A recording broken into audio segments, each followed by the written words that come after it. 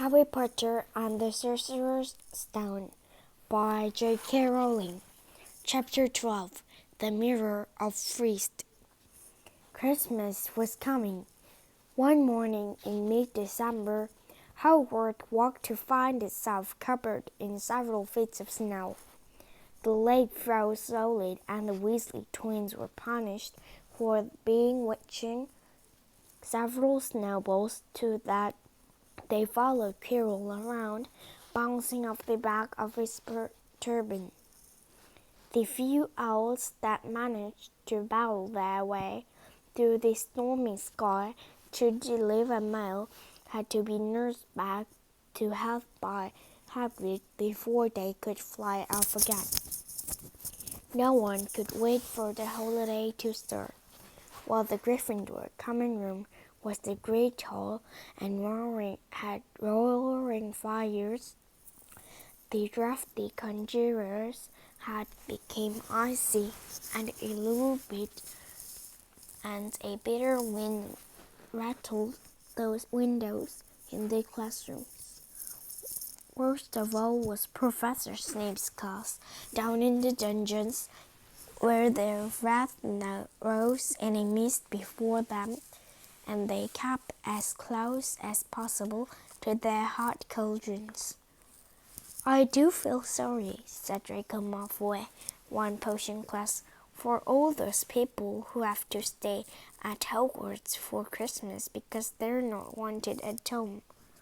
He looked over at Harry as he spoke. Craven Goyle chuckled. Harry, who was measured out powdering spawn of lionfish, ignored them. Malfoy had been even more unpleasant than unusual since the Quidditch match. Disgusting that the Slytherins had lost, he had tried to get everyone laughing at how a wide-mouthed tree frog would be replacing Harry as Seeker next.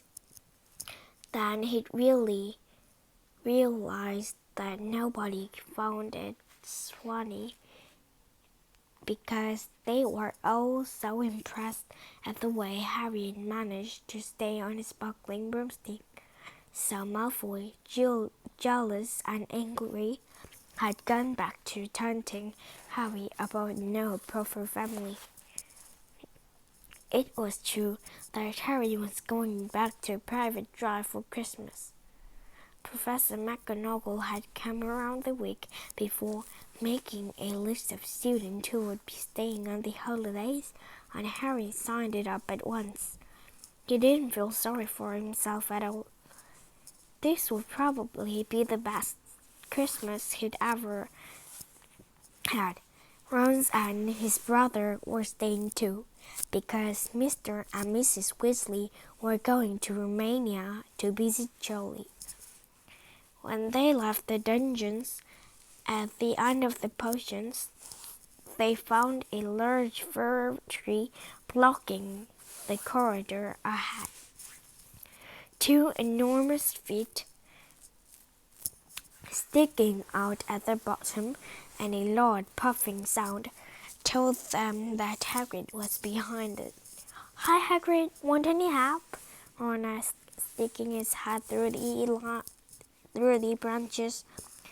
"No, I'm all right, thanks, Ron." "Would you mind moving out of the way?" came Malfoy's cold drawl from behind them. "Are you trying to earn some extra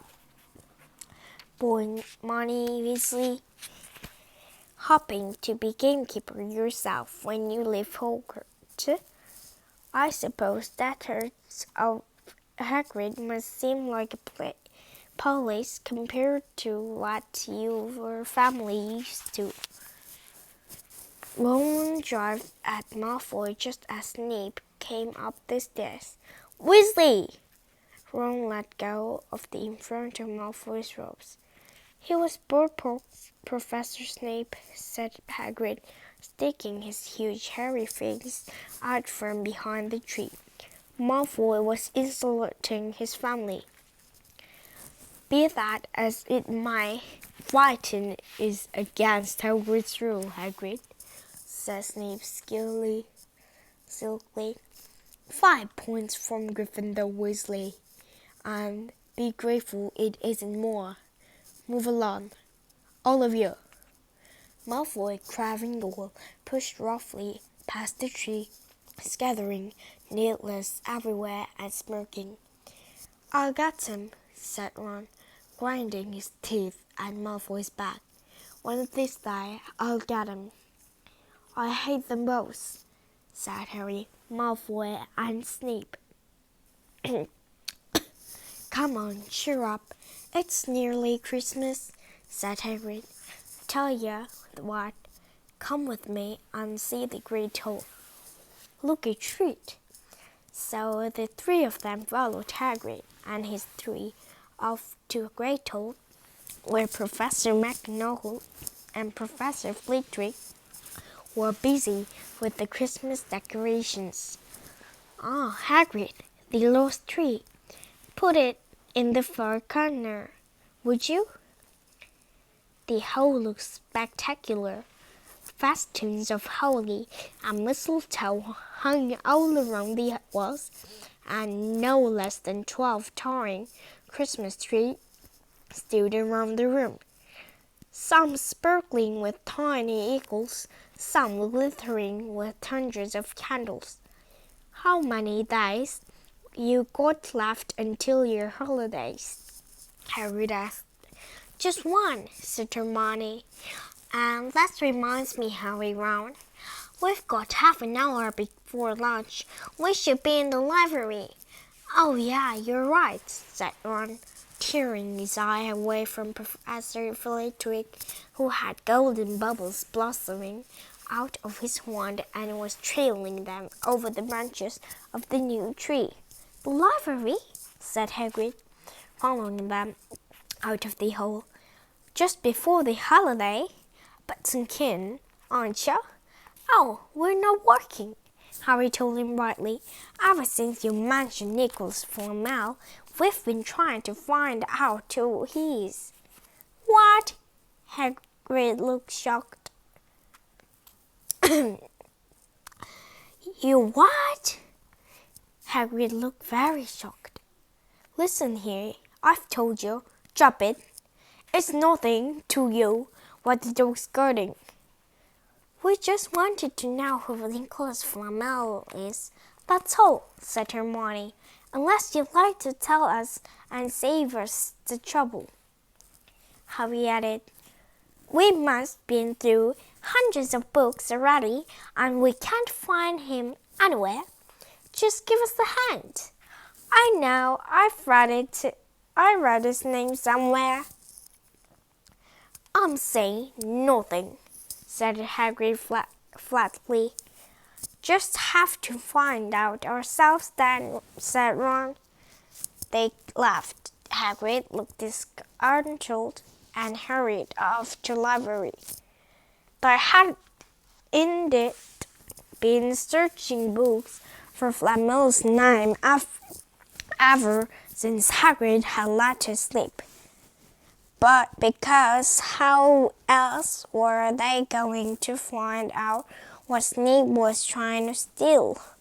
The trouble was, it was very hard to know where to begin.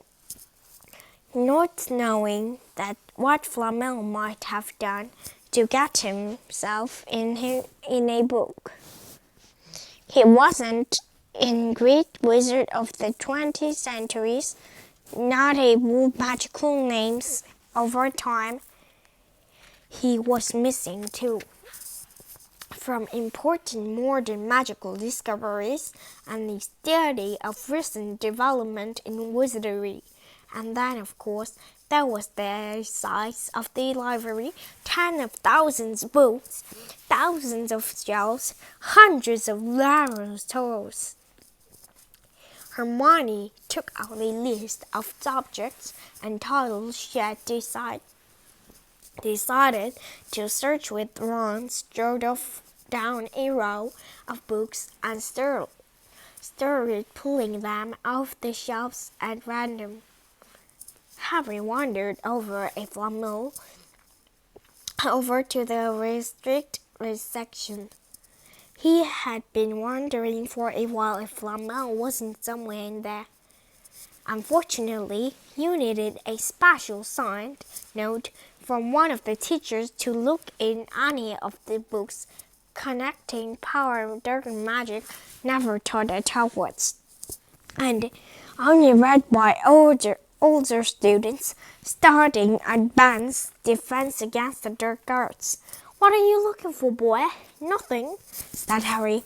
Madame Prince, the library, brandished a feather duster at him.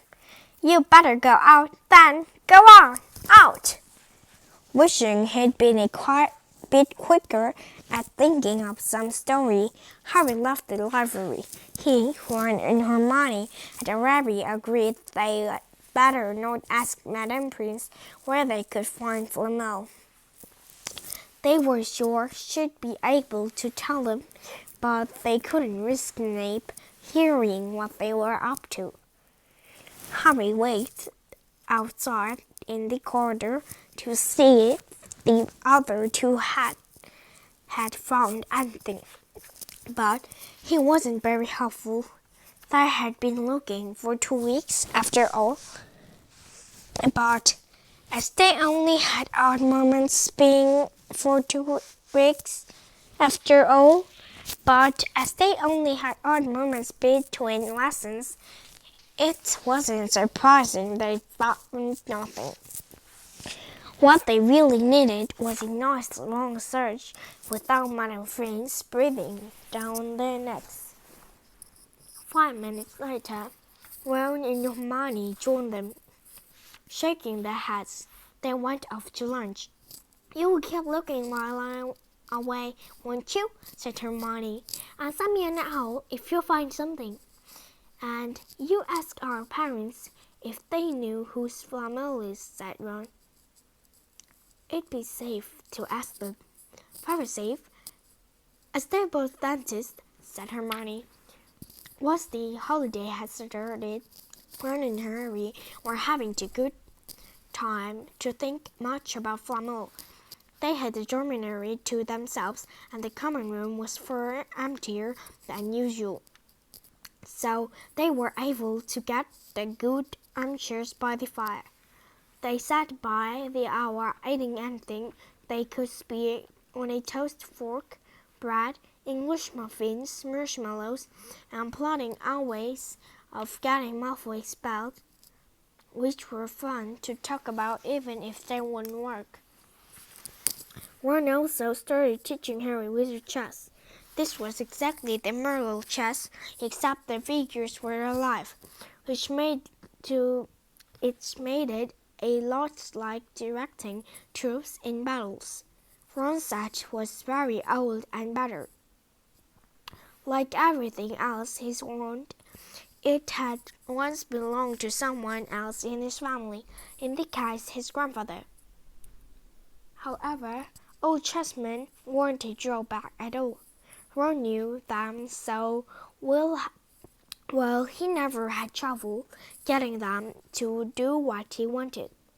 Harry played with chessman Seamus Finnegan at Lantern, and they didn't trust him at all. He wasn't a very good player yet, and they kept shouting different bits of advice at him, which said confusing. Don't send me there. Can't you see these knights? Send him. We can afford to lose him. On Christmas Eve, Harry went to bed, looking forward to the next day for the foods and the fun, not accepting any presents at all. When he woke early in the morning, however, the first thing he saw was a small pile of package at the foot at his bed. Merry Christmas, said Ron sleepily, and Harry scrambled out of the bed and pulled his bathrobe. You too, said Harry. Will you look at this? I've got some presents.